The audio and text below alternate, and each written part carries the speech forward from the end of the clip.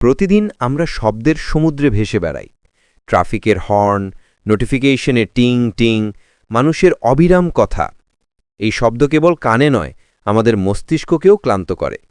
কিন্তু একটি সহজ অভ্যাস, নীরবতা, আপনার মস্তিষ্কের শক্তি ফেরাতে পারে। আজ আমরা জানব চুপ থাকার সেই গোপন শক্তি, যা আপনাকে করে তুলবে আরও মনোযোগী, শান্ত ও বুদ্ধিমান। তো চলো ভিডিও শুরু করা যাক। তার আগে যারা চ্যানেলে নতুন তারা সাবস্ক্রাইব করতে ভুলবে না। আমি আরিফ আছি তোমাদের সাথে। গবেষণা বলছে শহরের শব্দ আমাদের হরমোন ব্যালেন্স নষ্ট করে।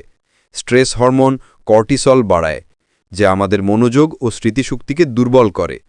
নীরব সময় কাটানো মস্তিষ্ককে সেই চাপ থেকে মুক্তি দেয়। নীরব সময় মস্তিষ্কের নিউরনগুলোকে নতুন সংযোগ গড়তে সাহায্য করে। এটি নিউরোপ্লাস্টিসিটি নামে পরিচিত। মস্তিষ্ক তখন তথ্য গুছিয়ে নেয়, নতুন আইডিয়া তৈরি করে, যা শেখা ও স্মৃতিশক্তিকে বাড়িয়ে দেয়। নীরবতার সময় মস্তিষ্কের ডিফল্ট মোড নেটওয়ার্ক সক্রিয় হয়। এই নেটওয়ার্ক আইডিয়া, সৃজনশীল সমাধান এবং নতুন চিন্তার জন্ম দেয়। অনেক বিজ্ঞানী, শিল্পী ও লেখক প্রতিদিন কিছু সময় চুপ থেকে তাদের সবচেয়ে বড় আইডিয়া খুঁজে পান। চুপ থাকা আমাদের ইমোশনাল ইন্টেলিজেন্স বাড়ায়। আমরা যখন শুনি তখন শিখি আবেগ নিয়ন্ত্রণ করতে, রাগ কমাতে, সিদ্ধান্ত নিতে। প্রতিদিন কয়েক মিনিট নীরবতা আত্মবিশ্বাস বাড়িয়ে তোলে। নীরবতা শুধু মস্তিষ্ক নয়, শরীরেরও ওষুধ। চুপ থাকার সময় রক্তচাপ কমে, হার্টবিট ধীর হয়, রোগ প্রতিরোধ ক্ষমতা বাড়ে।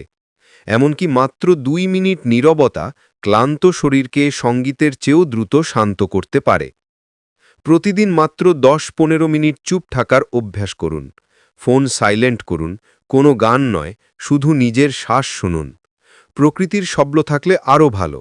চাইলে ডায়েরি লিখুন, কিন্তু শব্দহীন পরিবেশ রাখুন।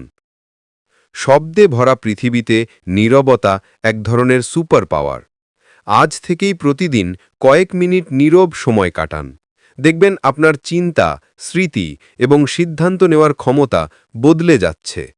এই জ্ঞান ছড়িয়ে দিতে ভিডিওটি শেয়ার করুন আর নতুন অনুপ্রেরণামূলক কন্টেন্ট পেতে সাবস্ক্রাইব করতে ভুলবেন না।